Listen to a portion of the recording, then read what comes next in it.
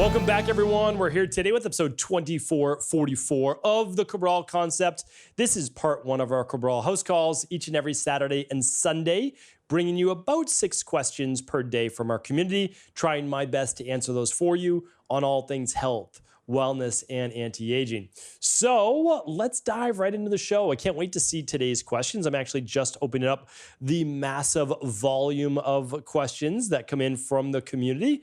And it's fantastic for me to actually get to see these every single weekend, because the truth is that your questions are what I'm most dedicated to understanding and answering on the weekend, but also a lot of times they develop into longer shows on the Monday through Friday shows. So that is that. And let's dive into the first one from Ella. It's ALAA. It says, my lab shows that I have multiple small follicles in bilateral ovaries arranged randomly in line ruled as it is PCOS. I have amenorrhea since more than a year. Only got my period twice. Doctor informed me only estrogen was normal, low, although I have amenorrhea, excess hair, oily skin. Some days I feel fatigue. Some days I'm super good. Some days can't move. All right, let's see what else. Sometimes healthy bowel movements, sometimes constipation. Fasting glucose is usually 70 to 88. Super active because of my work, and I exercise 4 to 5 times a week. Cardio, weight training and cardio is 20 minutes, 5 times a week. I used to do low carb, HIT, and intermittent fasting, but I stopped them because I feel my body can't handle it. All right, I got it. So here's what I want to share with you. The way, and it's not your fault, you did not know otherwise, but one way that women get into PCOS and amenorrhea and lower metabolic rate is too much stress in the body. When you do high intensity interval training with a low carb diet and longer intermittent fasting, I've talked about this many, many times on my podcast, it is a recipe for disaster for a female's body. You will go low progesterone, which is most likely what happened to you, and you have low estrogen, but it's probably even like estrogen dominant still. You may have higher levels of testosterone. Your fasting glucose is 70 to 88, which is great. We don't necessarily know what it is after a meal and where it goes, but that is not the only cause of PCOS. Remember, I've talked about this before. High testosterone is not the only cause of PCOS or hair growth or any of those other things. So what we need to do, again, is honestly find the basis. Most likely it has to do with higher levels of cortisol, potentially lower progesterone, potentially lower vitamin D3, and potentially lower thyroid. So there's one lab. If you only run one lab, it's the stress, mood, and metabolism. You can find it at stephencabral.com/labs. And that is what you'll want to run. You'll get a full plan based on what we find. And then we're going to get that body back healthy. If you haven't read the Rain Barrel Effect yet, I would start there as well. That's free. You just pay shipping. That's at stephencabral.com. And that's what's going to get you started. So I'm going to try to get really concise with my answers. Not like, oh, could do this, could do that. That's the way. I mean, like that's literally the way to do it. All right. And that's how we help women with PCOS all the time. And I have so many free podcasts on PCOS. So if you don't want to get started yet, totally understand. Just go to stephencabral.com/podcast, type in PCOS. You'll find my PCOS podcast. I have a whole course on female hormones at stephencabral.com/courses. And you can even ask questions at cabralsupportgroup.com. All right. Maria is up next. Hi, Dr. Cabral. I've written in about this issue before, and I'm just looking for any last insights you may have into my vitamin D deficiency. Last time you suggested a vitamin D lamp, but I didn't end up going that route since summer was just around the corner. My vitamin D has hovered around 30 for the past year. I've had it checked 5 times or so now. I've listened to your vitamin D podcast many times, and I'm doing literally every single thing you suggest. I was taking 10,000 IU vitamin D at lunch with a meal containing fat, extra K2. I also use the DNS powder daily. After 3 to 4 months of doing that, I was able to get my number up to 39, the highest I've ever had. In early May, I backed down to 4,000 IU because I took a couple vacations to the beach, and it's summer now, and I'm getting sun exposure daily for at least 20 to 30 minutes, more than an hour on the weekends. So I just tested my vitamin D, and it dropped to 22. Even with all the sun exposure, what might preventing my body from absorbing vitamin D? Okay, well, I can help you with that. And I have a show coming out on if you should take vitamin D3 all year round. Let's see. It actually just came out 2 days ago. episode 2441. So I hope that you do listen in on that because I actually share with you exactly how your body makes vitamin D. So you very well may have a processing issue inside of the liver or kidney. Again, I have to give you my disclaimer, no medical advice, no medical diagnosis, no medical treatment plans, no medical cures. Your body needs magnesium, it needs calcium, it needs vitamin K, it needs, obviously with your vitamin D, zinc and a few other factors in order to best use that vitamin D. I would make sure that there are no autoimmune processes taking place in the body, that the liver is functioning well, that the kidneys are functioning well, that you're well hydrated, all those good things. And then also, you may just not be getting enough sun exposure for you. On that episode, I talk about if you're not getting a tan, it's not enough vitamin D for you. I mean, like literally, like that's the way that it works. So 20 to 30 minutes of sun exposure is fine for some people with lighter, fairer skin, but not so much with people with darker skin. So I shared that on the show. And that is what I recommend. You may need a little bit more vitamin D, at least for right now, unless there is a process inside of the liver not allowing you to convert the vitamin D from cholesterol and pre-vitamin D to where it hits the liver and then actually gets absorbed, being utilized by the kidneys. All right. So just check those other factors and feel free to write back. All right, Anonymous is up next. Hello, big fan of the show. Thanks for all you do in the world of wellness and for helping so many people. Thank you, Anonymous. I'm curious what your thoughts are on taking digestive enzymes during pregnancy. I know women should minimize their supplement intake as much as possible while pregnant, avoiding herbal therapies, mega dosages. But if these are safe during pregnancy, but are these safe during pregnancy? Okay. So I see where you're coming from. I would not use proteolytic enzymes. I would not use enzymes away from food. Could you use enzymes during a meal to help break down that food where the enzymes are then used on the food and not on your body?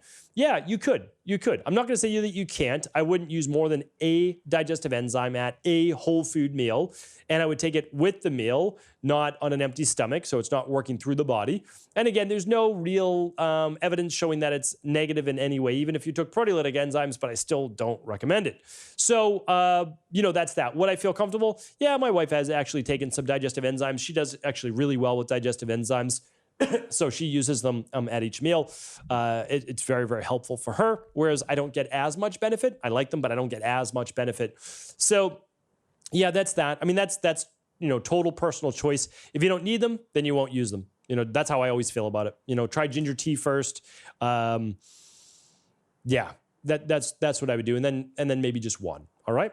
And again, no medical advice. Marlon is up next. Hello. I have a question regarding zinc. Whenever I take it, I develop mouth sores and skin lesions stop healing properly. When I am deficient in copper, I think I am deficient in copper since I have early gray hair. I'm only 27. I have lowered white blood cells and a history of recurrent iron deficiency anemia. I would like to take balanced zinc for balancing copper, but can't tolerate zinc. Same thing happens when I take a multivitamin. Also have lots of food intolerances and gut imbalances. I'm currently doing the CBO protocol, but still struggling since everything seems to be upsetting my system. Okay, totally understand and appreciate the question.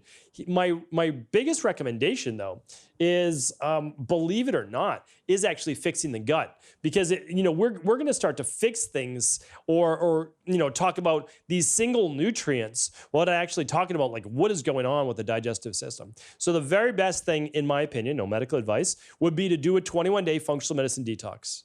You can do it concurrently while doing the CBO protocol. And then if needed, I would run the bacteria and parasite stool test about 4 weeks after the CBO protocol to see if you have parasites. And because iron deficient anemia can be because of parasites, so can sores and not healing properly with the body because there could be an immune imbalance. So again, I think you're doing the right thing. 21-day functional medicine detox, CBO protocol, CBO finisher. While you're doing the CBO finisher, you may want to do the stool test if you're not already better. All right. So that is actually where it starts. Stay much more foundational, and then that will be better than just looking at individual nutrients, because if you can't handle a multivitamin, there's definitely things going on overall in the body which are not balanced. All right. Jamie's up next. Hi, my question is about Lyme disease in children. My daughter is 6 years old and we believe she has Lyme. She is being tested now. Is there a test you suggest in a protocol to help her if she has it? Thank you. All right, so this was written in about 3 months ago, 12 weeks ago, on July 8th. I just want to make sure that if you have an immediate question, you want a response, ask it at cabralsupportgroup.com. Don't wait the 12 weeks. That's my recommendation, because I want to make sure that you get the help that you need. And what I'm going to do is the same thing that they would do at Cabral Support Group, is share with you my Lyme-based protocol. Again, it is not a medical protocol. I can't give you medical advice. Only your PCP can do that. But I give you the exact one I used personally and that I share. All right. So you can find it at stephencabral.com /podcasts. Let's just see if we can find it together for a moment. But again, you just ask at cabralsupportgroup.com, and then you'll get the full podcast link right there. I'm going to check real quick, Lyme protocol. And again, I can't link to the supplements, but I can tell you all about it because it's illegal FTA-wise for me to link to those. Virus and long-term illness. Let's see, Lyme. There it is, 1572. stephencabral.com /1572, my tick bite and Lyme disease protocol. All right.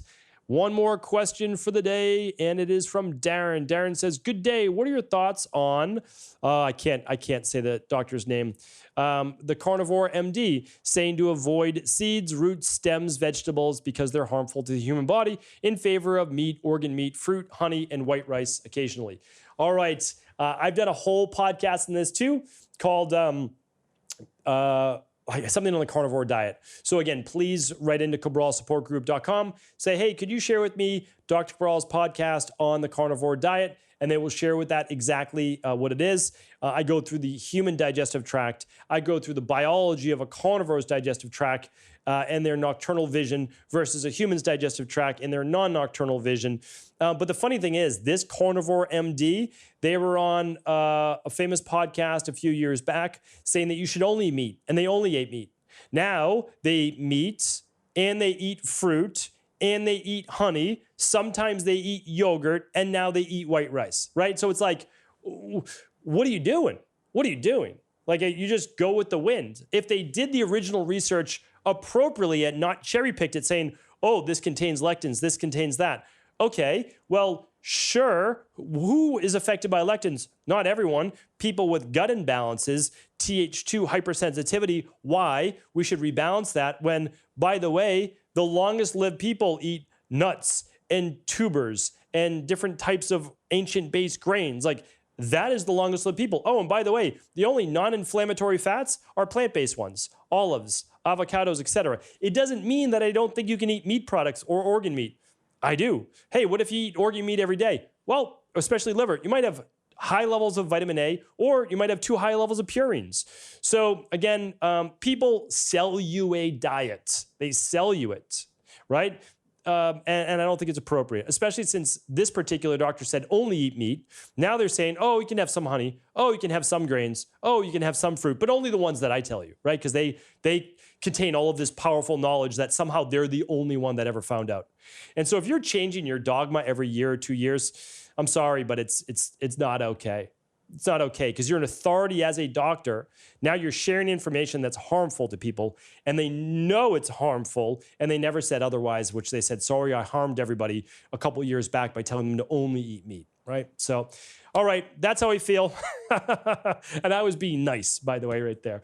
All right, because again, my goal is to help people. It truly is first, do no harm. I took that oath, right? Not everybody does. And I know they don't mean harm by other people, but they should honestly not step out of what they do in order to give some fringe different research and harm potentially a lot of people. All right, that's it. We'll save more rants for tomorrow. Thanks, everybody. Enjoy the rest of your weekend. I'll talk with you tomorrow. Take care.